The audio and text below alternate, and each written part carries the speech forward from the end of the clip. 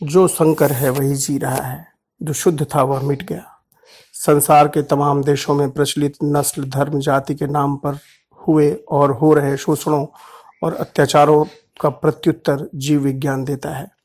जीवन का यह ज्ञान हमें बताता है कि दमनक और दमित वस्तुतः दीर्घकाल में कुछ नहीं होते। जब दो व्यक्ति मिलते हैं तो उनमें मेल ही होता है, अब चाहे वे उसे तात्कालिक सुखद रूप दें अथवा दुखद। एकाकिता जैविक आत्महत्या है। जीवन अलग अलग उदाहरणों से हमें बताता है कि शुद्ध होना और शुद्ध रहना वस्तुतः आत्मघाती गुण है। जो शुद्ध है और अनमिला है वह मिटने की राह पर है। जो यह नहीं चाहता और नहीं करता वह विनष्ट होगा। संसार में कोई सफल जीवन और यहाँ तक कि निर्जीव पदार्थ भी बिना परस्पर मेल के उत्पन्न नहीं होते। जीवन का जुझारू होने के लिए संकर होना जरूरी है, हाइब्रिड होना जरूरी है। मानव सभ्यता विषाणुओं से त्रस्त है। इन्फ्लुएंजा से लेकर HIV तक विषाणु रोज मनुष्य जगत में भारी तबाही मचा रहे हैं। जीका से लेकर जापानी इंसेफेलाइटिस तक अनगिनत लोग इन नन्हे हत्यारों की भेंट चढ़ रहे हैं। हर साल स्वाइन फ्लू संहार करता है। हर साल इबोला ने भी आतंकित कर रखा है। अदने से जुकाम से लेकर एड्स तक इनके विरुद्ध हम वैसी सफलता नहीं पा सके हैं जैसी हमने जीवाणुओं के प्रति पाई है। इसका सबसे बड़ा कारण विषाणुओं का मनुष्य की कोशिकीय संरचना के अनुसार स्वयं को ढाल लेना है। वे हमारे कोशिकीय अतिथि हैं, लेकिन उन्होंने देवता सिद्ध करने की इच्छा से स्वयं को दूर कर रखा है। आतिथ्य और परिजीविता में वही भेद है जो प्रणय के लिए और बलात्कार में है। विषाणु हम में प्रवेश करते हैं, वे अपने संपोषण संवर्धन के लिए हमारी कोशिकाओं का उपयोग उपभोग करते हैं। हमारे शरीरों में उनका सफल विकास ही हमारा रोग है। वैसे देखा जाए तो संसार का हर जीव परजीवी ही है। सब किसी न किसी दूसरे जीवन को खाकर पुष्ट होते और जीवित रहते हैं। जगत में विष्ठा कुछ नहीं है, सब कुछ भोज्य है, बस तय करने वाले अलग अलग हैं। विषाणुओं में ने हम में प्रवेश करके हमारी ही कोशिकीय मशीन का प्रयोग किया है। उनका DNA RNA न जाने कितनी सहस्राब्दियों से अपने आतिथेय के DNA RNA से मिलता मिलाता नए नए रूप धरता आया है। विषाणु संकर है, संकर होना चाहते हैं, उसका एकमात्र सांस्कृतिक प्रयोजन ज़्यादा से ज़्यादा बढ़ना है, फिर उसमें हम आप बीमार पड़े या मर जाएं, उन्हें कोई सरोकार नहीं। विषाणु कहता है तू नहीं कोई और सही। मृत्यु से दूरस्थता और अपनी वंश वृद्धि ही जीवन की एकमात्र मूल वृत्ति है।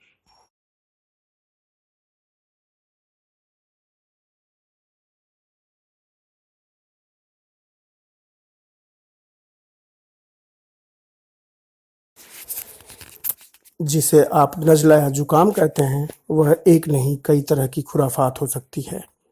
आम धारणा URTI को मौसम से जोड़कर देखने की है। URTI यानी अपर रेस्पिरेटरी ट्रैक इन्फेक्शन, अर्थात ऊपरी श्वसन तंत्र का संक्रमण। श्वसन तंत्र नथुनों से शुरू होकर फेफड़ों तक जाता है। इसमें प्रारंभिक रास्ता ऊपरी श्वसन तंत्र और बाद का निचला श्वसन तंत्र कहलाता है। हमारी सोच पर्यावरणीय तो आदिकाल से है, लेकिन सूक्ष्म कोशिकीय नहीं हो पाई है। हम बीमारी में मौसम और खान पान पर तो बात खूब करते हैं, लेकिन विषाणुओं, जीवाणुओं, फफूंदों को अपने चिंतन में शामिल नहीं कर पाए हैं। और ऐसा केवल नॉन मेडिकल समाज के लिए नहीं कह रहा, डॉक्टर तक कहते हैं कि मौसम बदला है इसलिए आपको जुकाम हो गया। सवाल यह है कि मौसम बदलने से, धूल धुएं से, तापमान के ऊपर नीचे होने से जुकाम हो सकता है क्या? और कैसे तय करेंगे कि यह कौन सा जुकाम है? आदिकाल से चिकित्सा में निदान और उपचार की जो परंपराएं संसार भर में चलीं, उन्होंने लक्षणों को महत्व दिया, कारणों को नहीं। भेद पर ध्यान दीजिएगा, कई रोगी के लक्षण एक ही या एक से हो सकते हैं।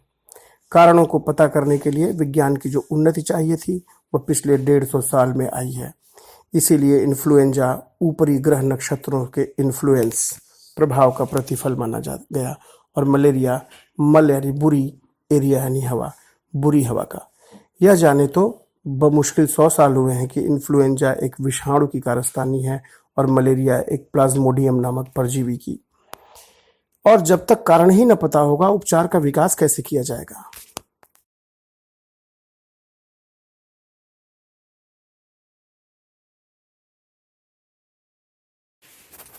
स्कंद शुक्ल 17 अगस्त 2017।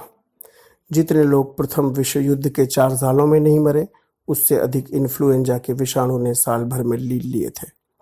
1918 में फैला इन्फ्लुएंजा या फ्लू लिखित मानव इतिहास की सबसे घातक स्वास्थ्य त्रासदी कहा जाता है। 14वीं सदी में फैले प्लेग से भी अधिक मारक, जिसे काली मृत्यु के नाम से जाना गया।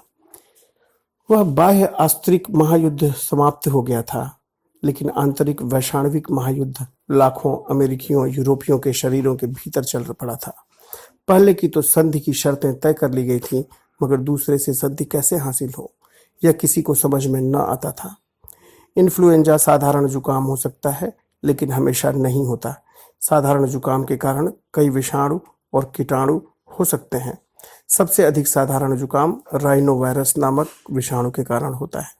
फिर तमाम corona virus, adeno virus, influenza और पैरा इन्फ्लुएंजा वायरस एक या लगभग एक से लक्षण उत्पन्न कर सकते हैं: नाक बंद, हरारत, छींकें और थोड़ी खांसी। लेकिन इन लक्षणों में से किसी की मौत कैसे हो सकती है? मृत्यु तो तभी घटेगी ना जब कोई बड़ा और महत्वपूर्ण अंग प्रभावित हो। 1918 में ऐसा कौन सा अंग प्रभावित हो गया था जिससे इतने लोग मारे गए? अनुमानतः 5 करोड़ से भी अधिक। इन्फ्लुएंजा विषाणु के मारक प्रभाव में महत्वपूर्ण बात यह है कि इसका असर फेफड़ों पर पड़ सकता है। यह विषाणु स्वयं तो न्यूमोनिया करता ही है, दूसरे जीवाणुओं के लिए न्यूमोनिया की पृष्ठभूमि पैदा करके उनसे भी रोग उत्पन्न करा सकता है। नतीजन मृत्यु के आसार बढ़ जाते हैं। किंतु उस साल ऐसा क्या हुआ था? इस तरह की विनाश लीला हर साल क्यों नहीं होती? हर वर्ष के फ्लू और उस फ्लू में क्या भेद था? फ्लू के मारक प्रभाव को समझने के लिए मरने वाले और मारने वाले दोनों को अलग अलग समझिए। मरने वाले हम मनुष्य होते हैं। हम एक युद्ध शुरू करते हैं जिसमें हमारी प्रजाति इंग्लैंड, फ्रांस और जर्मनी के खेमों में बंटकर एक दूसरे पर टूट पड़ती है।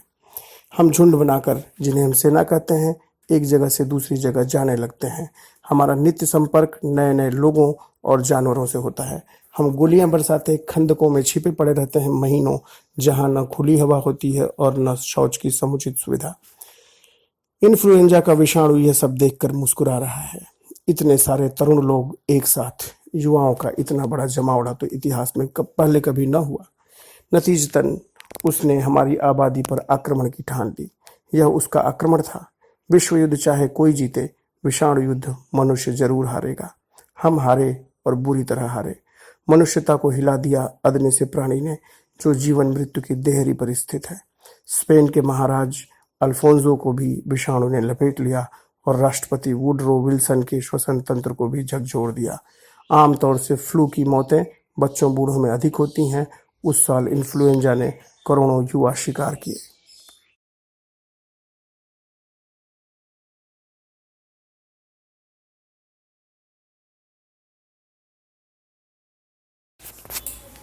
स्कंद शुक्ल 18 अगस्त 2017।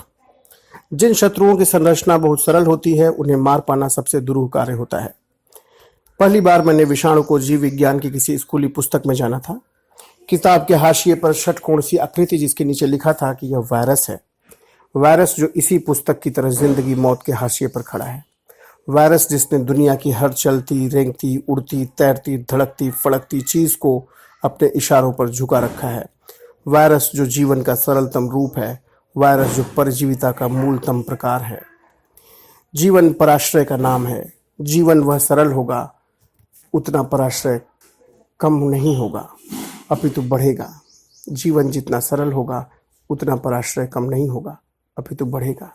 जिनकी काया संरचना का कहरा है, वे स्वतंत्र नहीं जी सकते। वे बड़ी विकसित जटिल संरचनाओं के पीठ तले अपना जीवन काटा करेंगे, क्योंकि उनके पास कोई और विकल्प नहीं। विषाणु केवल न्यूक्लिक एसिड के एक या एक से अधिक टुकड़े हैं। न्यूक्लिक एसिड यानी डीएनए या आरएनए, लेकिन एक साथ दोनों नहीं। इस न्यूक्लिक एसिड के चारों ओर एक प्रोटीन का खोल, कभी कभी इसके चारों ओर वसा का एक और खोल। बस जीवन की मूलभूत आकृति बन गई। परजीविता को तैयार, परपोषिता वृत्ति में रत। जीवन जब और ऊपर उठता है तो वह जीवाणु पैदा करता है, विषाणु से 100 गुना या उससे भी अधिक बड़े। नन्ही कोशिकाएं, महीन जैविक फैक्ट्रियां, जिनकी एक देह है, उस देह का एक आवरण है, उसके भीतर जीवन संचालक एंजाइम है, उसमें घटती तमाम रासायनिक क्रियाएं हैं। विषाणु के पास इनमें से क्या है? केवल न्यूक्लिक एसिड। प्रोटीन का खोल तो उसने उस कोशिका से लिया है जिसमें वह पनपा है, अपना कुछ है ही नहीं। जीवाणु मनुष्य पर आदिकाल से कहर ढाते आ रहे हैं। हमने उन्हें मारने के लिए एंटीबायोटिक बना डाली। वे दवाएं जो जीवाणुओं की बाह्य संरचना या भीतरी क्रिया को बाधित करती हैं, यही बाधा उन्हें मारती है, यही विघ्न उनका काल बनता है। विषाणु में हम क्या मारें? वह तो सब कुछ हमारा ही इस्तेमाल करता है। हमारी ही कोशिकीय मशीनरी पर वह फलता फूलता है।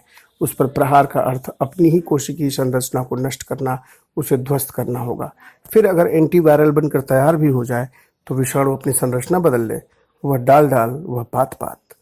इसलिए आज तक हम फोड़ों को ठीक करके भी जुकाम से जूझ रहे हैं, पेचिश को पीट कर भी डेंगू से मार खा रहे हैं, तपेदिक से टीबी से जीत कर भी एचआईवी के सामने वैसे सहज नहीं।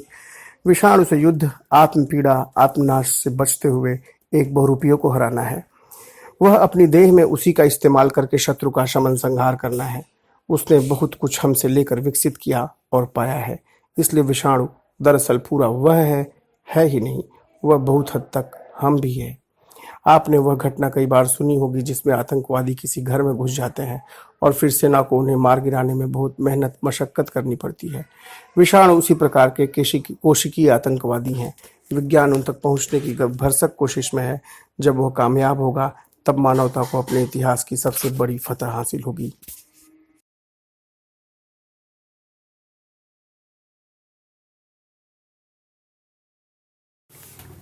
स्कंद शुक्ल, 19 अगस्त 2017। आपको शायद यह अजीब लगे जानकर, लेकिन इन्फ्लुएंजा या फ्लू मुख्यतः एक पक्षी रोग है। संसार के तमाम परिंदों में इस विषाणु का वास और भंडारण होता आया है। अब तक पाए गए फ्लू के सभी सब टाइप पक्षियों में जरूर पाए गए हैं। इन्फ्लुएंजा का यह विषाणु हर दर्जे का आवारा है, हद दर्जे का आवारा है। चिड़ियों में रह लेता है, सुअरों में भी, कुत्तों, घोड़ों, ऊँटों, बिल्लियों, सीलों और यहाँ तक कि व्हेलों में भी इन्फ्लुएंजा की पुष्टि की जा चुकी है। यद्यपि लक्षणों और उनकी तीव्रता में थोड़ा ज्यादा अंतर हो सकता है, लेकिन महत्वपूर्ण बात यह है कि इस तरह से बहुजीव निवासी होने के विषाणु को लाभ क्या है। अलग अलग देहों में पहुंचना और उनसे उसने सफलतापूर्वक पल जाना एक चुनौती है किसी भी कीटाणु के लिए। तो इस पर अगर देह अलग अलग प्रजातियों की हो तब तो कहना ही क्या। जो शख्स पक्षी, सूअर और मनुष्य तीनों में सफलतापूर्वक गुजर बसर कर सकता है, उसकी समझ को आप मामूली समझते हैं। मैं इस सोच में था कि व्हेल को फ्लू कैसे हुआ होगा। जानकारी मिली कि पीड़ित पक्षियों का मल समुद्र में गिरा होगा और व्हेलों ने उसे लील लिया होगा। यह अलग अलग देशों में रहने से भी ज्यादा अलग अलग ग्रहों पर रहने के बराबर मुश्किल काम है, वह भी लुक छिप के, क्योंकि शरीर का प्रतिरक्षा तंत्र आपको छोड़ेगा नहीं। आपको उस जिस्म में पनपना है, उसकी कोशिकाओं के भीतर अपनी प्रतियां बनानी है और फिर हवा पानी में बिखर जाना है ताकि नया शरीर मिल सके। नए नए शरीर आपको नया नया रूप बदलने की चुनौती देते हैं। इन्फ्लुएंजा विषाणु माहिर फन बहुरूपिया है और जो रूप बदलने में माहिर है उनकी पहचान और पकड़ दोनों मुश्किल है। आर्टिफिशियल इंटेलिजेंस के युग में इन्फ्लुएंजा हमें हमारा मूल बता रहा है। वह सिद्ध कर रहा है कि हम सभी एक वंश के हैं।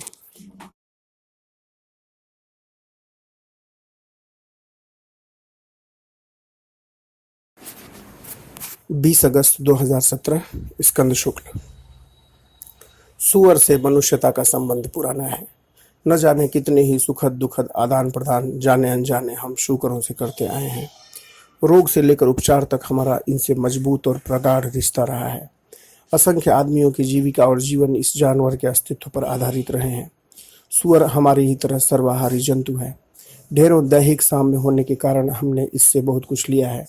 हमने इस पर अपने रोगों का अध्ययन किया है। हमने इसमें कितनी ही दवाइयाँ विकसित की हैं। मानव शरीर की अनेक पहेलियाँ हमने इसके भीतर तुलनात्मक रूप से पढ़ी और जानी है। लेकिन फिर जापानी इंसेफेलाइटिस और स्वाइन फ्लू जैसे रोग भी हैं, ऐसी बीमारियां जिनमें सुअर की देह एक परिवर्धक सम्मिश्रक फैक्ट्री का काम करती है। जापानी इंसेफेलाइटिस का विषाणु शूकर देह के भीतर अपनी संख्या में बेतहाशा वृद्धि करता है। स्वाइन फ्लू का विषाणु पुराने मानवीय फ्लू से मिलकर नया रूप धारण करता है ताकि फिर से मानवों को बीमार कर सके। हम अपना फ्लू विषाणु सुअर को देते हैं। सुअर उसे अपने विषाणु के साथ मिलाकर और भयावह रूप में हमें वापस दे देता है। हम अपने फ्लू से परिचित हैं, इसलिए उसे आसानी से हरा पाते हैं। स्वाइन फ्लू नया शत्रु है। उससे लड़ने का प्रशिक्षण हमारे पास अभी ढंग से नहीं है। अंगों की कमी से जूझते मरते लोगों के लिए एक और जहां विज्ञान स्वरों में अंग प्रत्यारोपण की संभावना तलाश रहा है, वहीं ये जीव मानव कोशिकाओं के भीतर बहुत कुछ और भी प्रत्यारोपित कर रहे हैं। हम में उनमें मौजूद समानता अंग प्रत्यारोपण के दरवाजे खोल रही है। हम में उनमें मौजूद विभेद बीमारियों की दस्तक दे रहा है। चर्चिल ठीक कहते थे।